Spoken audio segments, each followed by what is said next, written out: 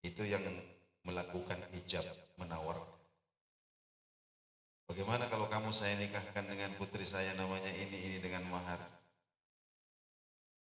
Kemudian qabul. Qabul itu artinya apa? Menerima penawaran itu. Itu namanya perjanjian. Itu disebut akdun. Nah, jadi al-ahdu itu didefinisikan sebagai yang pertama adalah komitmen seseorang kepada Allah Subhanahu wa taala untuk menunaikan perintah dan menjauhi larangan. Yang pertama. Jadi kita berjanji kepada Allah Subhanahu wa taala ya, untuk mentaati perintah dan meninggalkan larangan. Kemudian yang kedua adalah janji setia yang dibuat oleh manusia dengan sesama manusia. Nah, di dalam hal-hal yang diperbolehkan oleh syariat. Ini hukumnya wajib untuk ditepati. Nah, jadi menepati janji dalam ketaatan, nah ini adalah hukumnya wajib. Dan menepati janji ini adalah karakter orang mukmin. Karakter orang mukmin. Adapun ingkar janji itu adalah tanda-tanda kemunafikan. Nah, janji kepada Allah Subhanahu wa taala ini banyak macamnya. Nah, contohnya seperti orang bersumpah. Orang bersumpah wallahi, itu sudah menggunakan kata-kata wallahi, itu artinya berjanji kepada Allah Subhanahu wa taala. Kapan tidak ditepati, maka wajib untuk membayar kafarah. Nazar. Bernazar ini juga maknanya berjanji kepada Allah Subhanahu wa taala. Wajib untuk ditepati. Kalau dilanggar, maka wajib untuk membayar kafarah. Ada dendanya masing-masing, itu dirinci dalam kitab-kitab fikih. Nah, adapun contoh janji-janji kepada sesama manusia ya, yang mempersaksikan Allah Subhanahu wa taala, ya contohnya seperti akad nikah itu tadi. Kemudian ada juga yang disebut wasiat, wakaf, hibah. Nah, ini semua adalah janji-janji yang wajib untuk ditepati. Nah, jadi al-wafa'u bil ahdi itu maknanya adalah ay atammahu aw hafadhu alaihi. Jadi melaksanakan apa yang dijanjikan itu dengan penuh tanggung jawab. Kita bacakan beberapa ayat Al-Qur'an. Yang pertama, Allah Subhanahu wa taala sebutkan ini menyangkut orang-orang yang diberikan amanah untuk mengurusi harta anak-anak yatim. Allah Subhanahu wa taala mengatakan, "Wala taqrabu malal yatim illa billati hiya ahsan." Ya, hatta yablugha asyuddah. Jadi jangan kalian mendekati, jadi mendekati saja jangan. Ini berbahaya. Wala taqrabu, jangan kalian mendekati malal yatimi, ya, harta anak-anak yatim itu. Illa billati hiya ahsan, ya, kecuali dengan cara yang baik. Maksudnya cara yang baik itu adalah kalau memang wali yatim ini membutuhkan, maka cara yang baik itu adalah dengan meminjam. Ya, dengan meminjam. Jadi ada komitmen untuk mengembalikan. Ya. Hatta yablugha asyuddah, sampai anak-anak yatim ini mencapai usia dewasa. Nah, wa aufu bil ahdi, dan tunaikanlah perjanjian. Ya, maksudnya kalau kalian pakai uangnya, pakai hartanya anak-anak yatim itu, wa aufu bil ahdi, tunaikan, ya, bayar, ya, innal ahda, karena sesungguhnya perjanjian-perjanjian itu kana mas'ula, akan dipertanggungjawabkan. Kemudian dalam surah yang lain, surah Al-Fath ayat 10, Allah Subhanahu wa taala berfirman, "Wa man aufa bima ahada alaihi Allah fasayutihi ajran 'azima." Nah, jadi barang siapa yang menunaikan janjinya kepada Allah Subhanahu wa taala, maka akan diberikan pahala yang agung. Kemudian hadis-hadis Nabi sallallahu alaihi wasallam dari Abdullah bin Amr bin As radhiyallahu anhuma. Baginda Nabi sallallahu alaihi wasallam bersabda, "Arbaun." Ada 4 tanda. Ada 4 tanda. Man kunna fihi. Kalau 4-empatnya ini ada pada diri seseorang, kana munafiqan khalisan, maka orang itu adalah munafik tulen, munafik asli. Wa man kanat fihi khaslah, dan barang siapa yang di dalam dirinya ada satu minhunna dari 4 ini, kanat fihi khaslatun minan nifaq, artinya di dalam dirinya itu ada satu tanda kemunafikan, hatta yada'aha, sampai dia meninggalkannya. Yang pertama adalah idza tumina, jika diberikan amanah, khana, dia berkhianat. Wa idza haddatsa, jika dia berbicara, kadzaba, dia berdusta. Wa idza ahada, ketika berjanji, ghadara, dia khianat.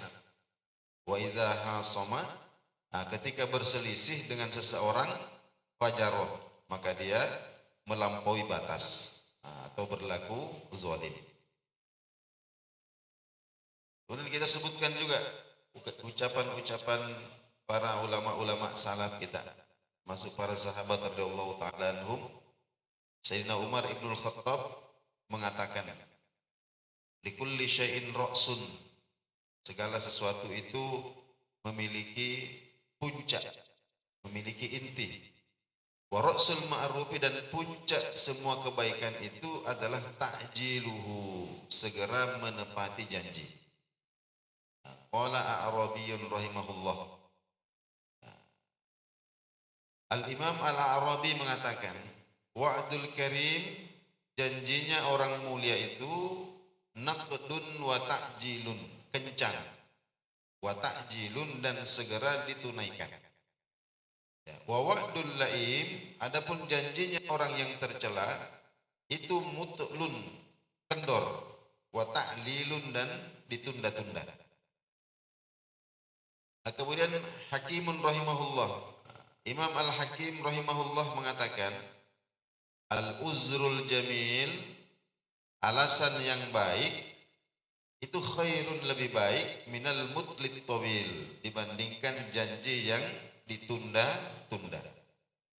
Jadi kalau kita ada janji kemudian sudah ditagih, ya, lebih baik kita memberikan alasan, ya, alasan bahwa belum bisa karena begini. Jangan diulur lagi. Oh iya, besok. Oh iya. Nah, padahal belum ada niat untuk menepati janji. Itu maknanya bahwa al-uzrul jamil, alasan yang baik itu lebih baik dibandingkan dengan janji-janji yang ditunda-tunda. Nah, termasuk juga kalau ada yang minta tolong, kalau memang kita tidak bisa, ya lebih baik kita memberikan alasan. Pak, kita tidak bisa, dan berikan alasan yang baik. Jangan kemudian dijanji, padahal tidak ada rencana untuk menepati. Itu maknanya. Kemudian kita sebutkan beberapa, ada kisah yang disebutkan dalam kitab ini. Di zaman pemerintahan Sayyidina Umar ibnul Khattab radhiyallahu anhu, suatu hari Ya, datang kepada beliau dua orang pemuda. Yajurrani ma'ahuma rajulan, yang menyeret seorang laki-laki. Ada dua orang pemuda menyeret seorang laki-laki menghadap kepada Umar ibnul Khattab. Kemudian keduanya melaporkan, hadzal rajul qatala abana, bahwa laki-laki ini telah membunuh ayah kami. Rupanya kedua pemuda ini adalah bersaudara. Fasa'alahu Umar, maka Umar bertanya kepada laki-laki itu, ya fulan, madza hadath, apa yang terjadi? Laki-laki ini menjawab, akana indi jamalun, saya ini punya unta. Wa kunna nakifu inda hadiqati abihima, di saat saya berhenti, maknanya beristirahat, ya, beristirahat di dekat kebun ayah dua anak muda ini, famadda jamali unuqah, nah, maka untaku ini kemudian menjulurkan lehernya, ya, wa akalal inab alladzi fil hadiqah, ya, memakan buah anggur yang ada di dalam kebun laki-laki ini.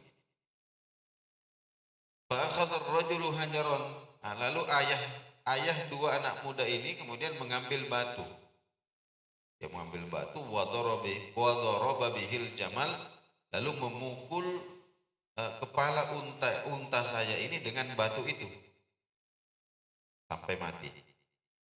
Apa akhadtul hajara, jadi saya ambil batu itu, wa darabtu bihir rajul, lalu saya lemparkan kepada laki-laki itu. Ternyata ala ra'sihi, kena kepalanya, pamata, lalu kemudian menyebabkan dia mati. Ini namanya al-qatlu shibhul amdi. Bukan sengaja membunuh, tapi mirip-mirip dengan sengaja. Kenapa? Karena sesuatu yang digunakan ini sebenarnya semestinya normalnya ini tidak sampai mati orang kalau kena, tapi ternyata mati. Itu namanya shibhul amdi. Jadi fa'amara Sayyidina Umar ibn al-Khattab bil qisas bi qatlir rajul. Hingga kemudian Sayyidina Umar ibn al-Khattab ini memutuskan bahwa laki-laki ini harus dikisos. Jadi nyawa dibayar dengan nyawa, dihukum mati.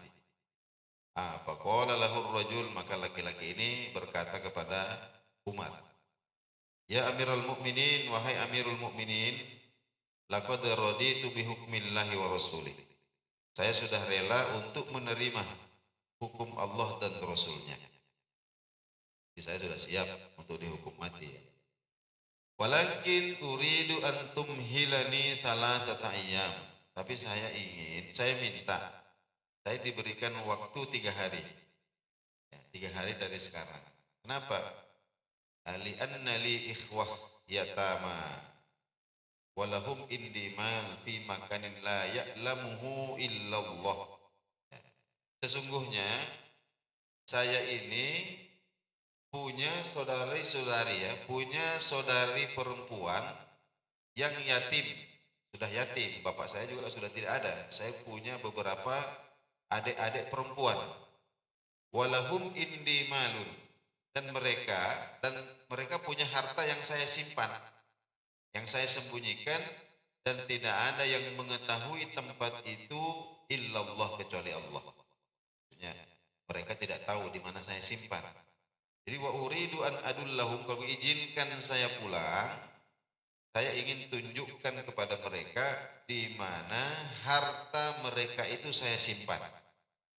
Ya, hatta la amuta wa yudhi'ul mal minhum. Ya, supaya saya kemudian, karena saya ini sudah katakanlah mau dikisos, jangan sampai harta mereka ini kemudian tersia-siakan karena mereka tidak tahu.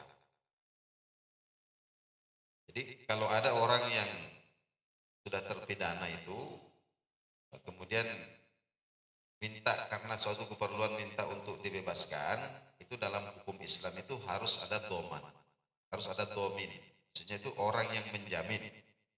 Jadi orang yang bersedia untuk menggantikan posisi orang ini.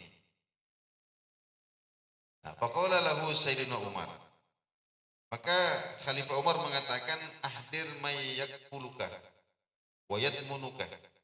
Nah, bisakah kalau kamu bisa mendatangkan orang yang mau menjadi jaminan, wa ana u'tika salasata ayyam, maka saya akan memberikan waktu kepadamu 3 hari. Fa nazara ar-rajulu haulahu falam ya'rif ahadan minal jalisin. Ini orang kan juga bukan penduduk Madinah, baru datang juga. Jadi dia melihat sekeliling ini orang-orang yang hadir di persidangan, tidak ada satupun yang dia kenal. Maka dia mengatakan, apakah ada di antara saudara-saudara ini yang mau mempercayai saya, lalu menjamin saya? Ini risikonya tinggi. Kalau dia tidak kembali, berarti orang yang menjamin inilah yang akan dikisos, dihukum mati. Faqama Abu Zarrin Al-Ghifari. Maka berdirilah Abu Zar Al-Ghifari, sahabat Nabi sallallahu alaihi wasallam. Faqala, dan beliau mengatakan, ya Amirul Mukminin, wahai Amirul Mukminin, ana admunuh. Saya yang akan menjadi penjamin orang ini.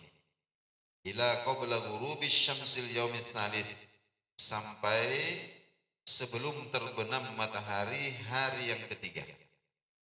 Akhirnya kemudian diterima. Fadhahabar rajul, maka berangkatlah laki-laki ini 3 hari. Wa baqiyat hanihati ala mudiyil yaumits tsalits.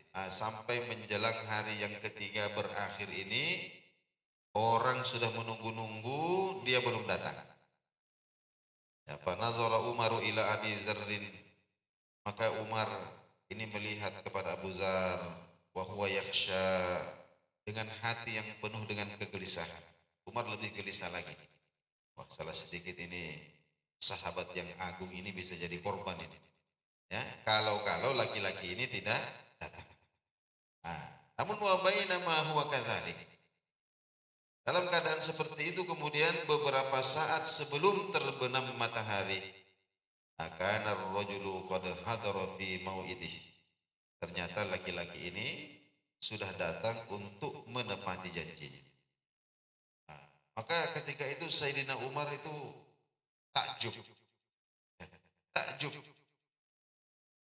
Sayyidina Umar mengatakan kepada laki-laki itu, Fasalahu malladzi ja'a bika. Kok bisa? Kenapa kamu datang? Maksudnya kamu itu sudah, ya. Malladzi ja'aka bik, malladzi ja'a bik. Kenapa kamu datang? Kenapa kamu datang? Ya, faqala rajul, maka laki-laki ini kemudian menjawab, ya Amirul Mukminin, saya datang ini hatta la yaqulan nas, supaya orang-orang itu tidak mengatakan innal wafa'a qad mata, bahwa tidak ada lagi bahwa memenuhi atau menunaikan janji itu sudah hilang. Jadi akhlak menunaikan janji itu sudah hilang. Saya sudah berjanji datang, maka saya datang. Fasala Umar, maka Umar kemudian bertanya kepada Abu Zar. Abu Zar yang berani menjamin, orang yang tidak dikenal, tapi beliau berani menjamin dengan resiko nyawa. Beliau bertanya, ya Abu Zarin, wahai Abu Zar, malladzi ja'alaka tadmunuh, apa yang membuatmu bersedia untuk menjamin orang ini, padahal resikonya itu adalah nyawamu kalau dia tidak kembali. Faqala Abu Zarin, maka Abu Zar kemudian berkata, ya Amirul Mukminin, wahai Amirul Mukminin, dhamantuhu, saya menanggung orang ini, hatta la yaqulan nas, supaya orang-orang tidak mengatakan innal muru'ata qad matat, bahwa kepercayaan kepada orang lain itu sudah hilang. Lalu mendengarkan percakapan ini, wa idza bisyabaini, maka 2 orang anak muda ini, ahli warisnya orang tua yang dibunuh ini, ya taqaddamani, ya, maju ila Amirul Mukminin, kepada Amirul Mukminin. Wa yatlubanil afwa lirrajulil ladzi qatala walidaihima. Lalu meminta ya, agar supaya hukuman ini dibatalkan. Jadi mereka memaafkan laki-laki yang sudah membunuh ayahnya. Fasa'alahuma Umaru, maka Umar kemudian bertanya kepada keduanya, limadza afautuma anhu? Kenapa kalian berdua memaafkannya? Faqala, lalu kemudian beliau keduanya ini menjawab, hatta la yaqulan nas, ya, supaya orang-orang di kemudian hari tidak mengatakan innas samaha, bahwa as-samaha, kelapangan hati untuk memaafkan, namanya as-samaha, bahwa as-samaha, kelapangan hati untuk memaafkan itu qad matat, sudah hilang. Jadi ini kisah orang-orang dulu, ya, bagaimana orang yang dihukum mati ini kemudian datang untuk memenuhi janji.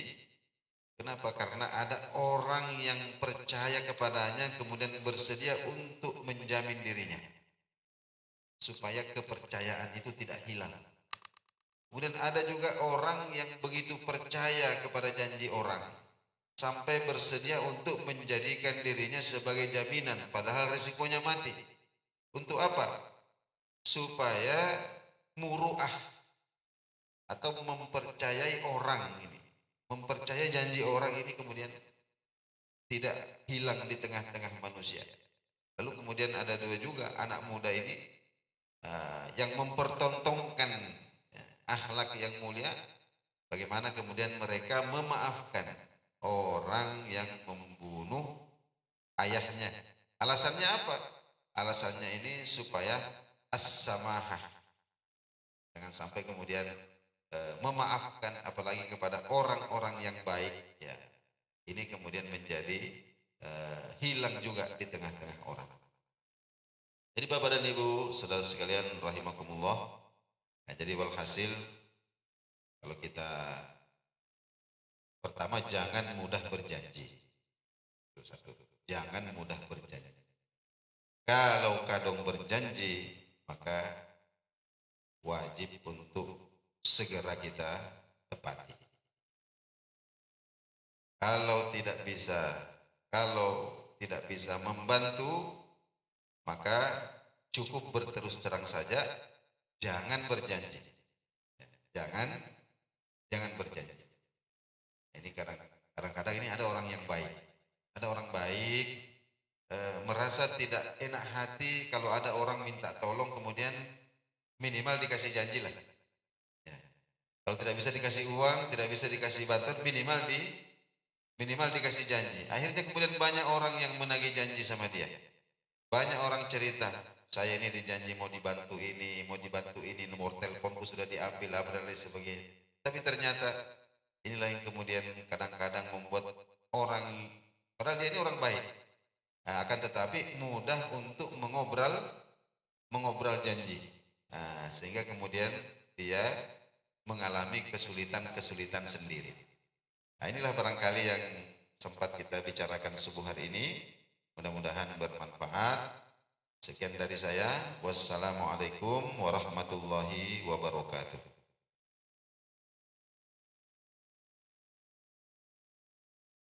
Alhamdulillah, kita sudah bisa mendengarkan dari tentang menepati janji. Mungkin dari jemaah ada yang ingin bertanya, terus berdiskusi seputar materi tadi yang belum jelas mungkin. Ada pertanyaan kah dari ibu-ibu? Tidak ada, jelas. Pak, oh. Assalamualaikum warahmatullahi wabarakatuh. Dan ini mungkin semua hampir pasangan-pasangan yang sudah menikah ini berjanji semua sehidup semati. Bagaimana ini kalau dilanggar ini?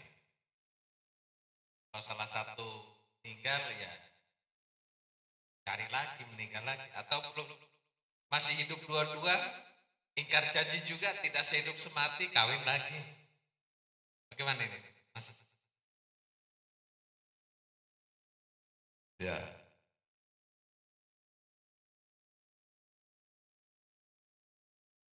Baik. Nah, itu janji apa namanya? Janji sehidup semati itu kan istilahnya meskipun ada beberapa kasus ya, ada beberapa kejadian itu yang betul-betul ini ya, bahwa beberapa saat setelah pasangannya ini meninggal juga. Nah, itu diijabah itu ya, itu diijabah. Ada kejadian ini, ada kejadian di masih keluarga ya, masih keluarga dari sepupu saya itu ada. Kira-kira istrinya itu meninggal sore hari setelah sholat asar, suaminya meninggal antara maghrib isya.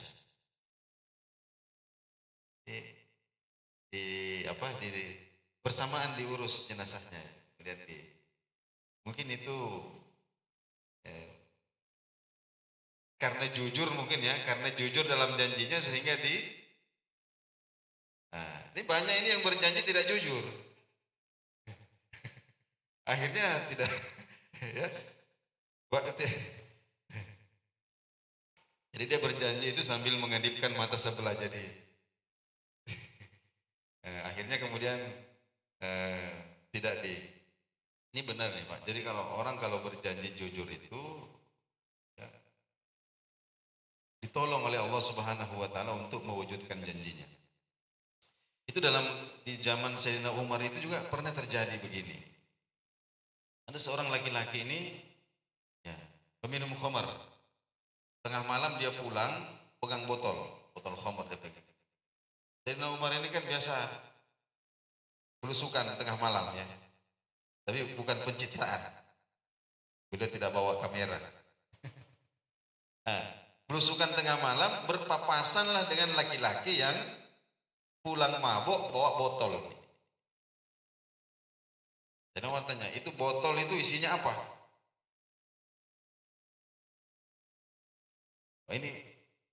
Ini khamr. Jadi Umar mengatakan, hari ini karena kamu menutup wajahmu, kamu saya tidak kenal. Tapi kapan lagi saya ketemu kamu dalam keadaan seperti ini, maka kamu akan saya hukum.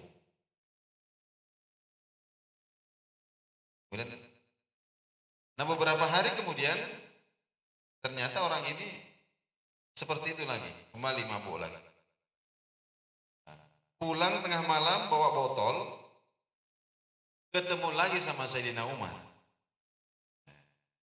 Dan Umar mengatakan, kita ketemu lagi. Itu botol yang di tanganmu itu isinya apa? Ini kan isinya khamr, Pak. Isinya khamr. Tapi laki-laki ini kemudian membatin. Dia mengatakan, ya Allah, kalau hari ini engkau selamatkan saya dari Amirul Mukminin, maka saya berjanji untuk tidak mengulangi lagi apa yang membuat engkau murka ini. Maka karena Allah mengetahui bahwa orang ini komitmen dengan jujur, kejujuran di dalam hatinya. Allah mengatakan kalau ini orang janjinya jujur dia. Maka ketika Sayyidina Umar kemudian mengambil botol itu, lalu melihat apa isinya, ternyata yang tadinya khamr ini sudah berubah menjadi cuka. Berubah menjadi cuka. Itu karena apa namanya? Karena kebenaran orang yang berjanji ini. Nah, jadi yang pertama, janji sehidup semati itu jangan dipercaya. Nanti kalau ada yang, saya sehidup semati deh, jawab saja, biasa saja lah. Pokoknya kamu mati pada waktunya, saya juga mati pada waktunya. Nggak usah begitu-begitu amat. Ya, ya. Kemudian apakah wajib ditepati? Ini jadi persoalan nanti kalau wajib ditepati. Karena jadi janji seseorang itu melanggar syariat, itu hukumnya haram untuk ditepati. Jadi seumpama janji sehidup semati, istrinya mati. Nah, supaya menepati janji kemudian dia mau minum racun. Maka kalau sampai seperti itu, sampai melanggar apa namanya, melanggar syariat, itu hukumnya haram untuk ditepati. Jangankan janji, termasuk nazar juga. Jadi nazar yang haram itu semua hukumnya haram untuk ditepati. Nah, begitu juga dengan janji-janji. Mungkin seperti itu, Mas.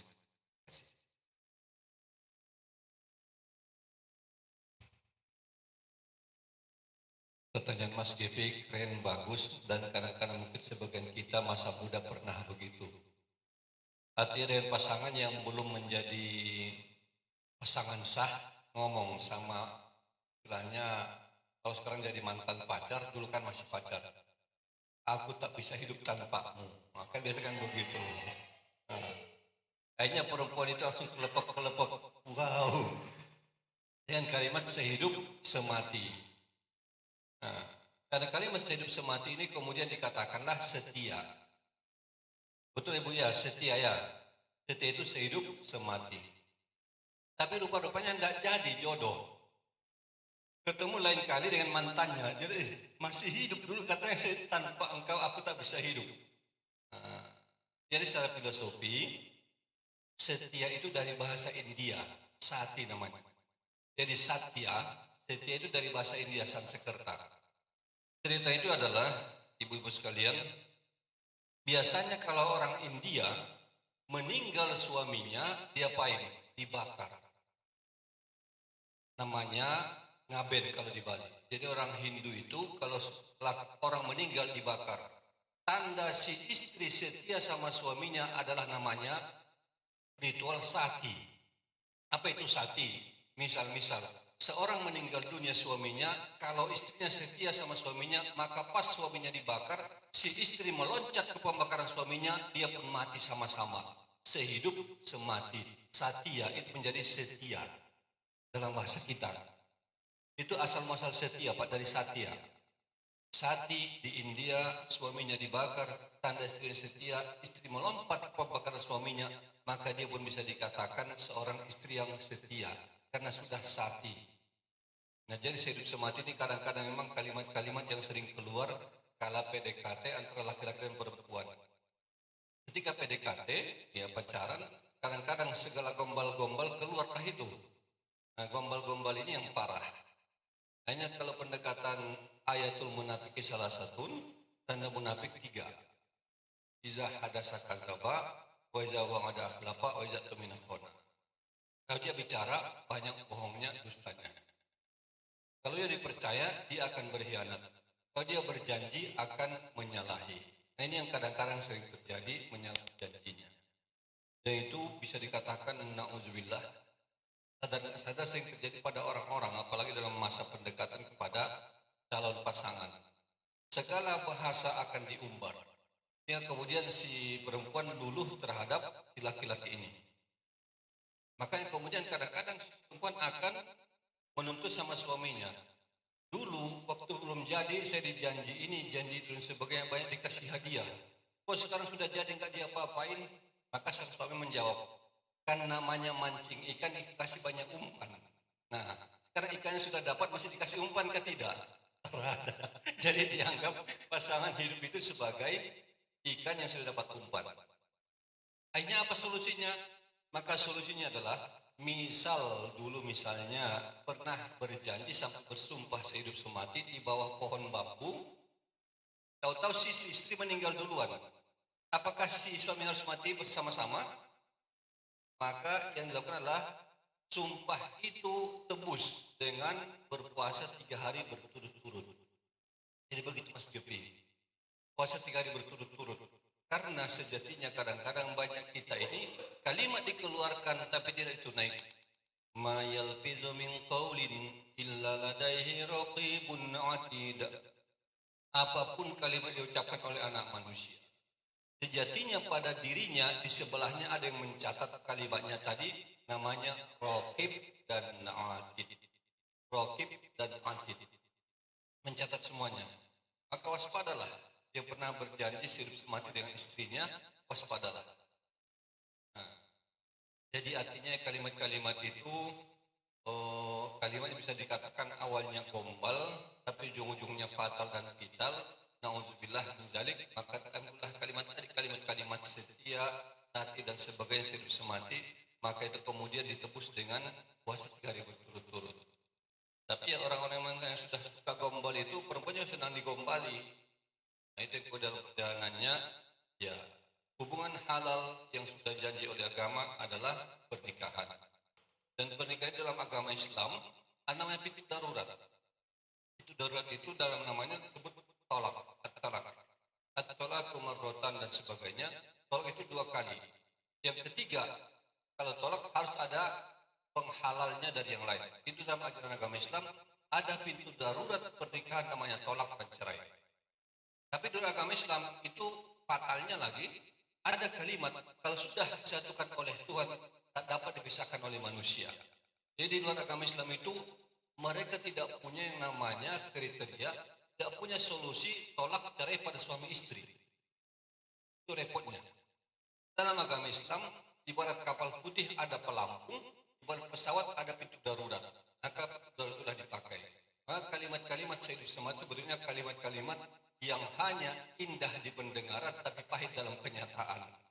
Nah itu yang kemudian barakallah ramalan dari kami. Allah alam bisawab, saya kembalikan kepada Pak Ustaz Ansar Bahru.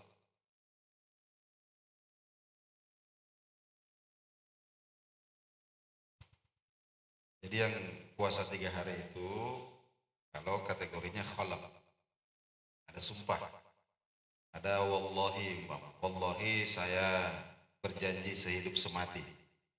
Nah, kalau ternyata tidak berarti nanti wajib bayar kafaroh. Tapi kalau cuma ya gombal saja, ya minta maaf saja.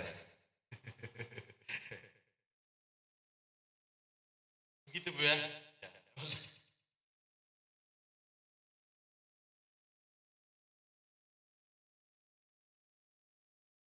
Ya. Jadi kata bahasa tadi jangan gitu-gitu amat lah. Amat aja jangan gitu-gitu. Ya.